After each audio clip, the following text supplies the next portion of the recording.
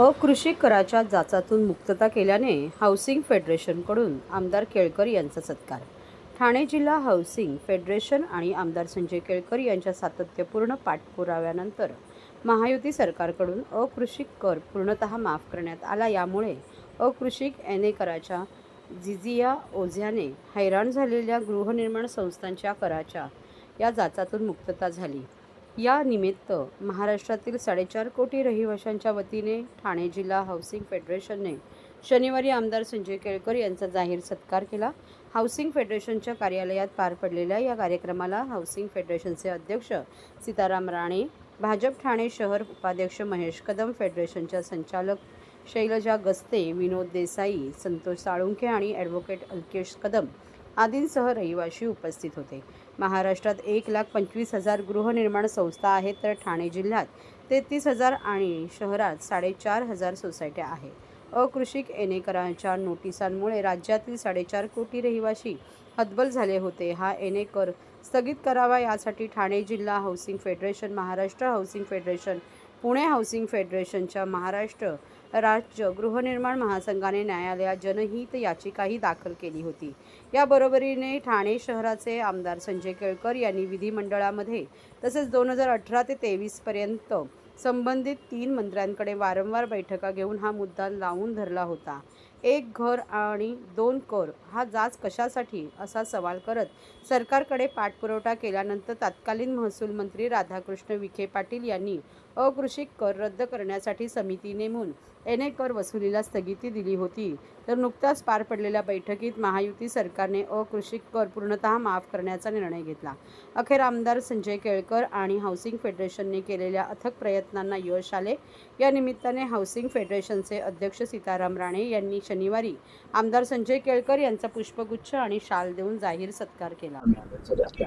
Maharashtra housing federation आणि ठाणे जिल्हा housing फेडरेशनच्या माध्यमातून हा सत्कार माझा करण्यात आला.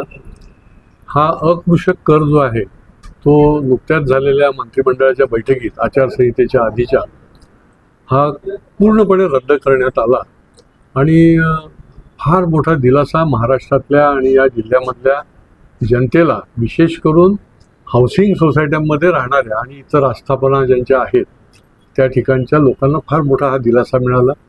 हा अत्यंत जाचक कर होता. याला जिजिया कर म्हणून सुद्धा म्हटलं जायचं, कारण की शहरी भागामध्ये राहणारी लोक जे आहेत ते 1 घर आणि 2 कर अशा प्रकारचा त्यांना तो भरायला लागत होता. तो अन्यायकारक होता. प्रॉपर्टी टॅक्सही भरायचा आणि महसूलचा अकृषक करही भरायचा. तर त्याच्या बाबतीमध्ये आम्ही पाठपुरावा करत होतो. 3 मंत्री झाले महसूल मंत्री. अगदी चंद्रकांतदादा पाटील महसूल मंत्री होते त्यावेळेलाही आम्ही स्थगिती घेतली. बाळासाहेब थोरात महसूल मंत्री होते त्याही वेळेला स्थगिती घेतली, कारण नोटीस आहे यात येत राहायच्या मार्चच्या आधी. उत्पन्नाचा एक मोठा स्रोत होता आणि लोक प्रचंड हैराण होऊन जायचे. पण अंतिमतः विखे पाटील साहेब ज्या वेळेला महसूल मंत्री झाले त्यावेळेला स्थगित तर कायम होती. त्याच्या अनुषंगाने हाऊसिंग फेडरेशनही कोर्टामध्ये त्यांनी याचिका दाखल केली होती. त्यांनी त्यांची भूमिका जी आहे ती निभावली होती. विधिमंडळात तर मी वेळोवेळी मांडत होतो, पण सह्याद्री अतिथीगृहामध्ये बाळासाहेब थोरात यांनी, विखे पाटील साहेबांनी बैठक बोलवली, सूचना घेतल्या की हा कायमचा कसा रद्द होईल याच्यासंबंधी मी निश्चितपणे प्रयत्न करणार आहे. आणि मला सांगायला आनंद वाटतो की या आमच्या मागणीला यश मिळालं. माननीय मुख्यमंत्री एकनाथ शिंदे साहेब, देवेंद्र फडणवीस साहेब आणि अजितदादा महायुतीचं सरकार यांचं मी खरोखर त्यांना धन्यवाद देईन या करोडो लोकांच्या माध्यमातून, की त्यांनी हे गाऱ्हाणं आमचा पाठपुरावा हा ऐकला, मानला आणि जनतेच्या हिताकरता ह्या अकृषक कर जो आहे तो कायमचा रद्द केला. आणि त्याच्याबद्दल शासनाने हे फार मोठा ठोस असा निर्णय या सगळ्या भागातल्या लोकांसाठी घेतला. करोडो लोकांना याचा निश्चितपणे फायदा होणार.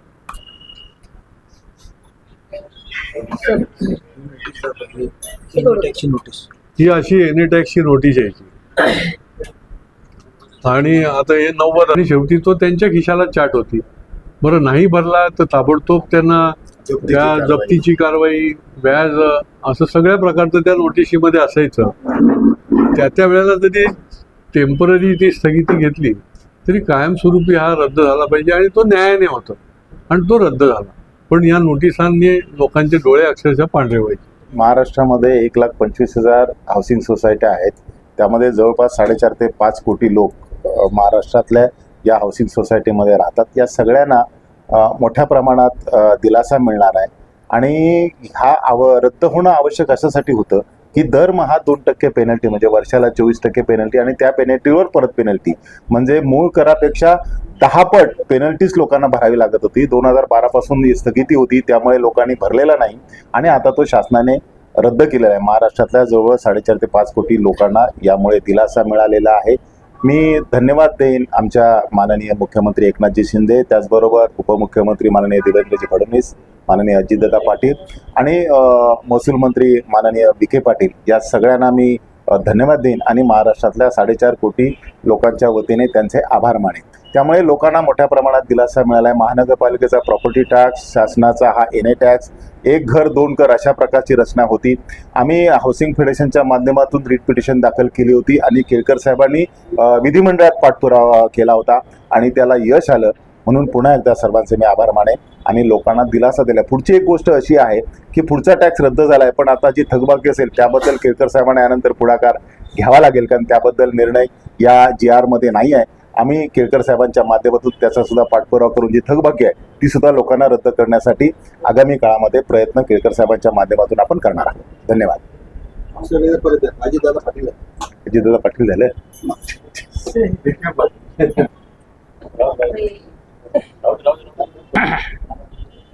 सगळे सुरुवात आहे. बरं साहेब, हा जो निर्णय झालेला आहे त्यामुळे किती लोकांना याचा फायदा होणार आहे आणि सोसायट्यांना किती फायदा होणार?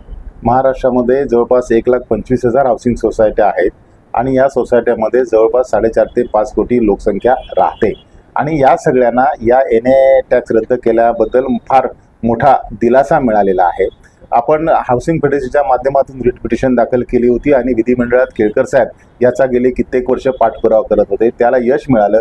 केळकर साहेबांनी शेवटचा षटकार मारला. सह्याद्री अतिथीगृहामध्ये मीटिंग घेऊन तो रद्द करण्यासाठी विनंती केली आणि शासनाने ती मान्य केली.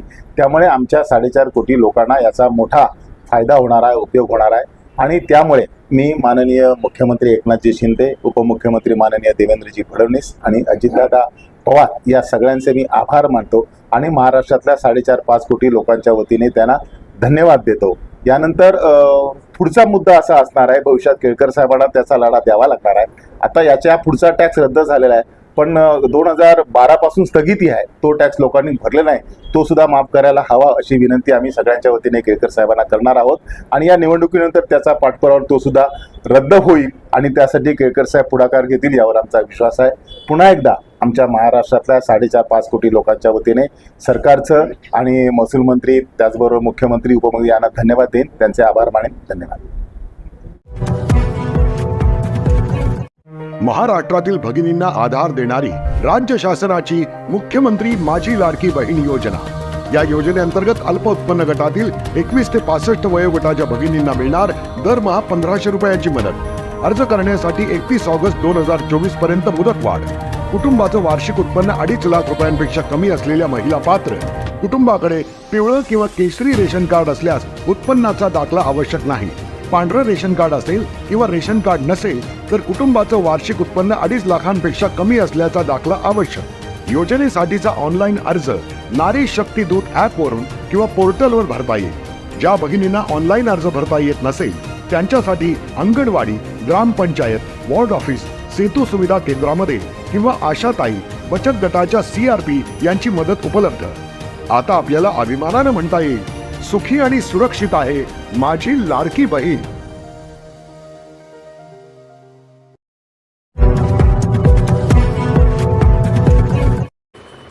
सिमरन सनी सोंधी आणि शबाना सनी सोंधी यांनी सरकारी साक्षीदार होण्यासाठी कोर्टात दाद मागितली. आम्हाला जितेंद्र आव्हाड आणि त्यांच्या लोकांनी खोटे बोलून अडकवले.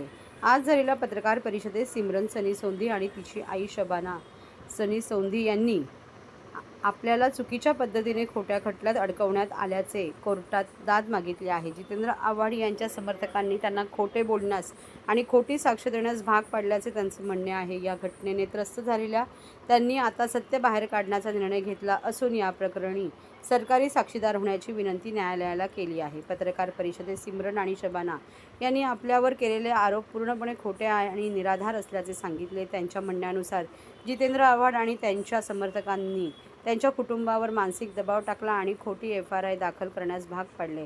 आता आपल्याला न्याय हवा आहे आणि सत्य समोर आणून खरा न्याय मिळेल अशी आशा असल्याचे या दोघींनी सांगितले. सिमरन आणि शबाना यांनी सांगितले की त्यांनी यापूर्वी जी काही विधाने केली होती ती दबावाखाली दिली होती आणि आता त्यांची चूक सुधारण्यासाठी न्यायालयाची मदत घेत आहोत. या संदर्भात त्यांनी सरकारी साक्षीदार होण्याचे आवाहन केले आहे, जेणेकरून सत्य समोर आणता येईल आणि ज्यांनी आपल्याला खोट्या प्रकरणात अडकवण्याचा कट रचला त्यांच्यावर कायदेशीर कारवाई करता येईल. पत्रकार परिषदेत त्यांनी आपल्या कुटुंबावर झालेल्या मानसिक आणि भावनिक अत्याचाराला चाही उल्लेख केला असून या प्रकरणी न्यायव्यवस्थेकडून लवकरात लवकर न्याय मिळावा आणि त्यांच्या कुटुंबियांना शांती लाभावी अशी अपेक्षा केली आहे. जितेंद्र आव्हाड आणि त्यांच्या लोकांकडून जीवाला धोका असल्याचा मुद्दा त्यांनी पत्रकार परिषदेत उपस्थित केला आहे. यावेळी ज्येष्ठ माजी नगरसेवक राजन किणे हे देखील उपस्थित होते. यावेळी नगरसेवक राजन किणे यांनीही पत्रकार परिषदेत अधिक माहिती दिली. छोटी सी एक गलती हुई थी, पहला घर आके उन लोगों ने वीडियो बनाया फ्लैंक का बोल के, उसके दूसरे दिन हमारे घर पुलिस आती है तो मैं रौनक शाइस्ता को कॉल लगाती हूँ तो रौनक बोलती है टेंशन मत लो, आव्हाड सर ने बोला है कि पुलिस वालों से मेरी बात हो चुकी है, आप लोगों को कुछ नहीं होगा। लेकिन मैंने उसे रिक्वेस्ट किया कि मुझे मुमरा पुलिस चौकी जाना है, क्यों बुलाया है मुझे, बोले नहीं मत जाओ कुछ भी नहीं होगा। लेके जाके हम लोगों को एकलांटा बिल्डिंग में 1 महीना पूरा कंटिन्यू वहाँ रखा गया है, उसमें हम लोगों को बहुत तकलीफें मिली है। फिर इस बीच में आता है आव्हाड सर से बात करवाती है रौनक कि माँ जी ये काम करवा दो, 25 लाख रुपए आपको देता हूँ। तो मैंने कहा नहीं, गरीब हूँ, बिकाऊ नहीं हूँ। क्या काम करवाने के लिए बोला? मैडम के ऊपर FIR बना के मेडिकल करवाना, जो कि बच्ची मेरी छोटी थी, कुछ उसका ऐसा था नहीं। इन लोगों ने क्या खेला था क्या नहीं, हम लोगों ने उसमें कुछ नहीं साथ दिया। उसके बाद में जब हमें निकलना था वहाँ से तो इन लोगों ने हमको बोला कि हाई कोर्ट जाके एक पेपर साइन कर दोगे ना, तुम लोग यहाँ से आज़ाद हो जाओगे।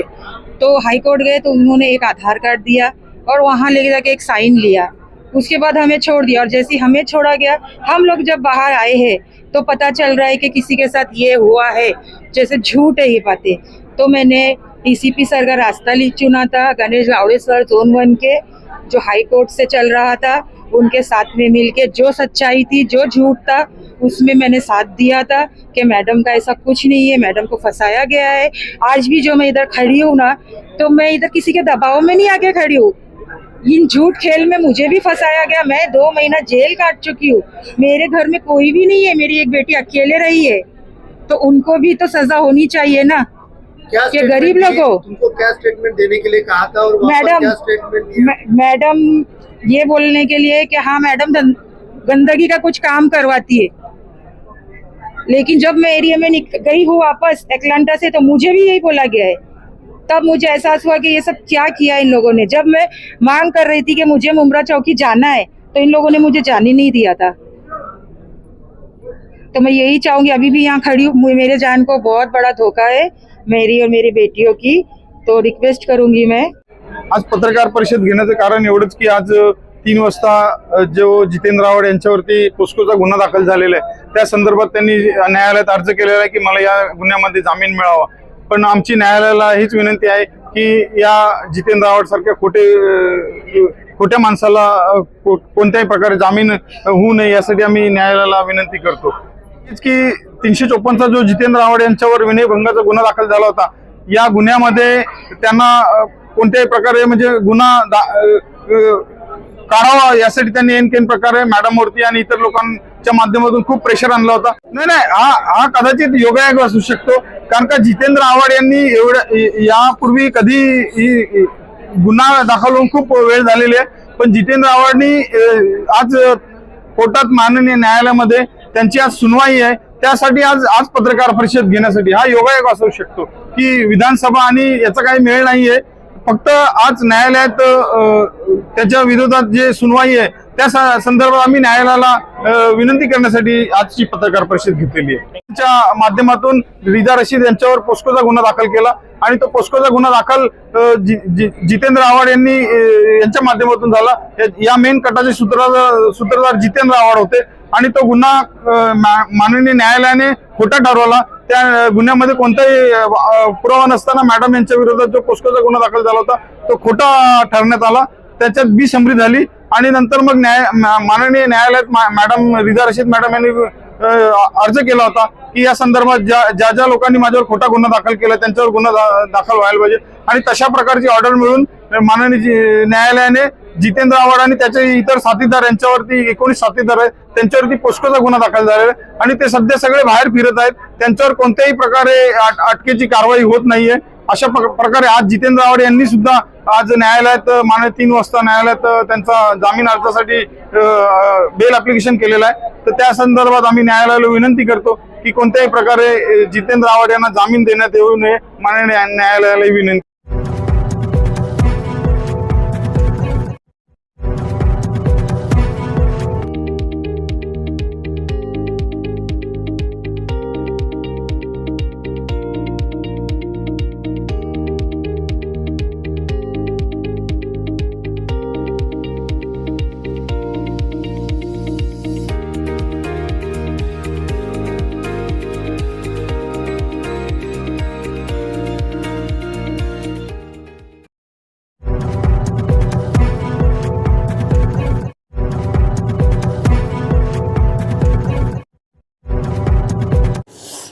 कळवा पोलीस स्टेशनची उल्लेखनीय कामगिरी. मिसिंग झालेले 7,20,000 रुपयेचे एकूण 65 मोबाईल फोन हस्तगत.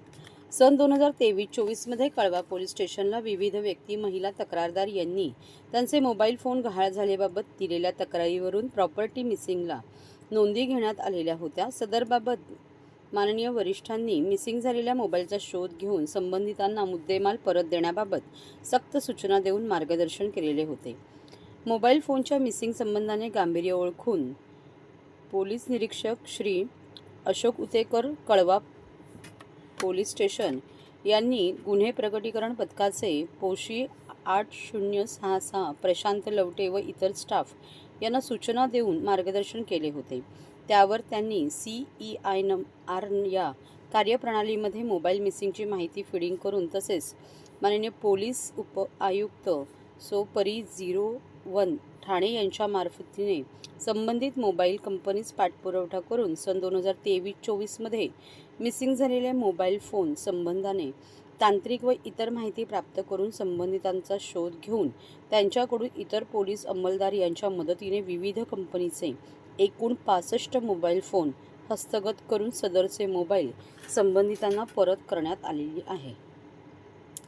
सदर उल्लेखनीय कामगिरीच्या अनुषंगाने वरिष्ठ पोलीस निरीक्षक श्री अशोक उतेकर कळवा पोलीस स्टेशन यांनी पोलीस निरीक्षक गुन्हे अनिल गायकवाड, पोलीस उपनिरीक्षक सांगवे, पोहवा 4446 शहाजी एडके, पोहवा 6614 राहुल पवार, पोहवा 6675 श्रीमंत राठोड, पोहवा 6969 गणेश बांडे, पोहवा 6108 अनिल खुपसे, पोशी 2755 अमोल डावरे, पोशी 4411 नामदेव कोळी, पोशी 8066 प्रशांत लवटे यांनी दिलेल्या सूचना व मार्गदर्शनाप्रमाणे गुन्ह्यातील मिसिंग झालेल्या मोबाईल फोन संबंधाने एक माहिती उपलब्ध नसताना कौशल्यपूर्वक तांत्रिक व इतर माहितीच्या आधारे उल्लेखनीय कामगिरी केली आहे. आपण सर्वसामान्य लोक प्रवास करत असताना प्रवासामध्ये बऱ्याच वेळा आपला मोबाईल हरवतो, प्रवासामध्ये विसरतो आणि त्याच्यामध्ये आपली बरीचशी माहिती असते ती जाते. त्यावेळी आपण निराश होत असतो आणि एक आपला जीवनाचा मोबाईल हा म्हणजे एक अविभाज्य भाग झालेला आहे. तसं पाहिलं तर आपण बघितलं तर 24 तास आपल्याबरोबर असणारा हा एकमेव वस्तू आहे की जी आपल्याबरोबर असते. ना आपलं नातेवाईक ना कोणी, परंतु आपण पाहिलं तर एक जिव्हाळ्याचं नातं असलेला मोबाईल असतो आणि हा हरवला की लोकांना त्याबद्दल लोकांचं नुकसान होतं, आर्थिक नुकसान होतं, त्यांचं मानसिक नुकसान होतं. या दृष्टिकोनातून ठाण्याचे पोलीस आयुक्त डुंबरे साहेब यांनी अशा हरवलेल्या मोबाईलबद्दल विशेष मोहीम हाती घ्यायला सांगून ते मोबाईल शोधून नागरिकांना परत देण्याबद्दल आदेशित केलं होतं. त्यानुसार कळवा पोलीस स्टेशनचे गुन्हे प्रकटीकरण पथकाचे अधिकारी API सांगवे, त्यांचा स्टाफ हेडके वगैरे आणि याच्यामध्ये विशेष कामगिरी करणारे आमचे पोलीस कॉन्स्टेबल प्रशांत लवटे यांनी तांत्रिक माहितीच्या आधारे वेगवेगळ्या भागातून वेगवेगळ्या ठिकाणी वेगवेगळ्या वेळी असे हरवलेले मोबाईल त्यांनी जमा केले आहेत. आणि अशा प्रकारे जमा केलेले 65 मोबाईल आज आम्ही या ठिकाणी त्या संबंधित नागरिकांना परत करत आहोत.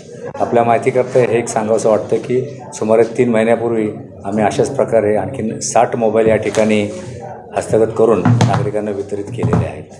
त्या बाबतीत मला सांगावंसं वाटेल की आपण प्रवास करत असताना थोडंसं लक्ष ठेवून सजगपणे आपण प्रवास करावा की जेणेकरून आपले असे मोबाईल हरवले जाऊ नयेत. आणि हरवल्यानंतर काय नुकसान होतं, ज्याचा मोबाईल हरवतो त्यालाच त्याची कल्पना येते काय नुकसान झालं. बाकीच्याला ऐकताना असं वाटतं की ठीक आहे मोबाईल हरवला मिळेल तो किंवा दुसरा घेता येईल, परंतु त्याचं वैयक्तिक काय जे काही नुकसान झालं असेल तोच माणूस जाणतो की ज्याचा मोबाईल गेला असेल. तर त्यांनी प्रत्येकाने प्रवास करताना आठवणीने आपल्या मोबाईलची काळजी घ्यावी. मोबाईलची त्याचप्रमाणे इतर ज्या काही मौल्यवान वस्तू असतील त्याचीही आपण काळजी घ्यावी असं मी या ठिकाणी पोलिसांच्या वतीने जनतेचं आवाहन करतो. सर, याच्यात काही महागडे मोबाईल पण होते, आयफोन सारखे मोठमोठे फोन याच्यामध्ये होते ज्यांची किंमत लाखोच्या वरती होती, ते देखील आपण हो असे या ठिकाणी 4 आयफोनसुद्धा हस्तगत करण्यात आलेले आहेत ज्याची किंमत 1 लाख रुपयाच्या आसपास आहे. आणि तेही मोबाईल आपण आता त्या संबंधित मालकाला परत करत आहोत. सर, एकूण किती मोबाईल आहेत आणि लोक जे आहेत ते नुसते कळवायचे आहेत का आणखी काही ठिकाणी मुंबई वगैरे आपण या ठिकाणी 65 मोबाईल आत्ता वितरित करतो आहे. याच्यामध्ये कळवा मुंब्रा परिसरातील लोक आहेत. आणि यापूर्वी आपण 2-2.5 महिन्यापूर्वी 60 मोबाईल आपण नागरिकांना वितरित केलेले आहेत. स्नॅच केलेले कुठले मोबाईल आहेत याच्यामध्ये?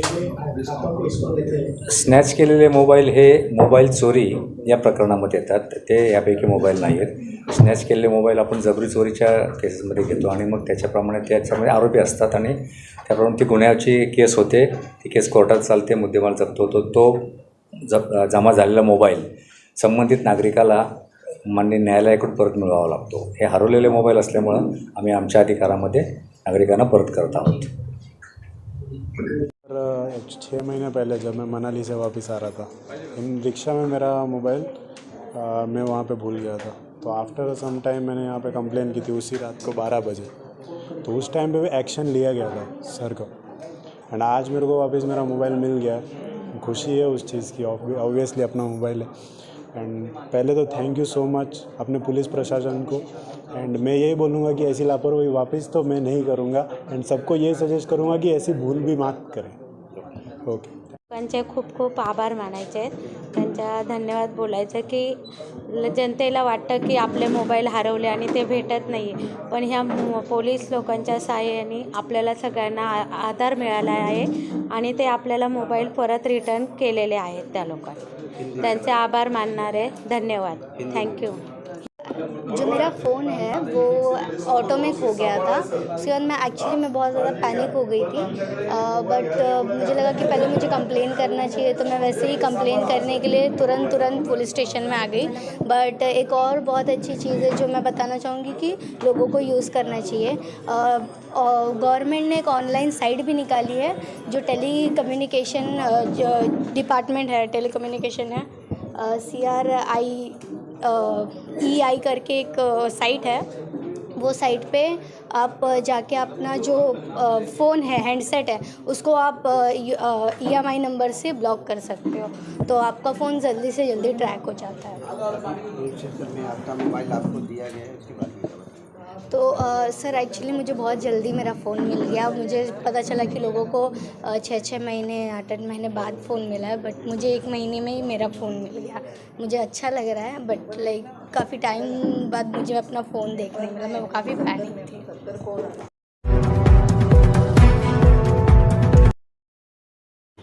मुख्यमंत्री एकनाथ शिंदेचा ताफा दरे गावातील माता भगिनींनी अडवला.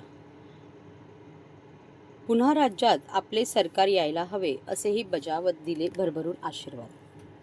राजकारणाच्या धकाधकीतून थोडा वेळ काढून आराम करण्यासाठी मुख्यमंत्री एकनाथ शिंदे हे 2 दिवस त्यांच्या सातारा जिल्ह्यातील दरे या मूळ गावी गेले होते. तिथे 1 दिवस आराम करून परत मुंबईकडे निघताना अचानक त्यांचा ताफा त्यांच्याच गावातील काही महिलांनी थांबवला. यानंतर जे घडले त्याची कल्पना खुद्द मुख्यमंत्र्यांनी देखील केली नव्हती. आपल्याच गावातील मायमाऊलींनी अचानक ताफा का थांबवला हे न कळल्याने मुख्यमंत्र्यांनीही आपल्या चालकाला तात्काळ गाडी थांबवायला सांगितली. गाडी थांबताच या महिलांनी पुढे येऊन मुख्यमंत्र्यांना आपल्याला ओळखले का असे विचारले. यातील काही माता भगिनींचे आपल्या आईशी अत्यंत जिव्हाळ्याचा संबंध असल्याने मुख्यमंत्र्यांनी त्यांना चटकन ओळखले.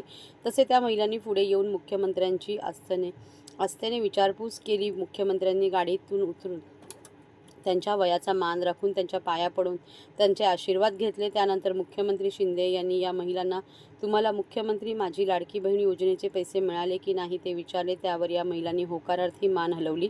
त्यानंतर क्षणाचाही विलंब न लावता या महिलांनी हातात औक्षणाचे ताट घेऊन भर रस्त्यात त्यांना मायेने ओवाळले. त्यानंतर आपल्या उबदार थरथरत्या हातांनी मुख्यमंत्र्यांना भरभरून आशीर्वाद दिले. तसेच राज्यात पुन्हा एकदा आपले सरकार यायला हवे असेही बजावले. या महिलांना रजा देऊन मुख्यमंत्री मुंबईला येण्यासाठी हेलिकॉप्टरमध्ये बसले. मात्र खराब हवामानामुळे हे हेलिकॉप्टर भरकटल्याने पुन्हा दरे येथेच लँड करावे लागले. ज्या मुख्यमंत्र्यांना राज्यातील या आणि अशा लाखो माता भगिनींचे लाडक्या बहिणींचे आशीर्वाद लाभले आहेत त्यांच्यावर असे कितीही अवघड प्रसंग आले तरीही त्यांना काहीही होणार नाही. काल हेलिकॉप्टरमध्ये बसण्यापूर्वी घडलेल्या घटनेमुळे याचीच खात्री पुन्हा नव्याने पटली.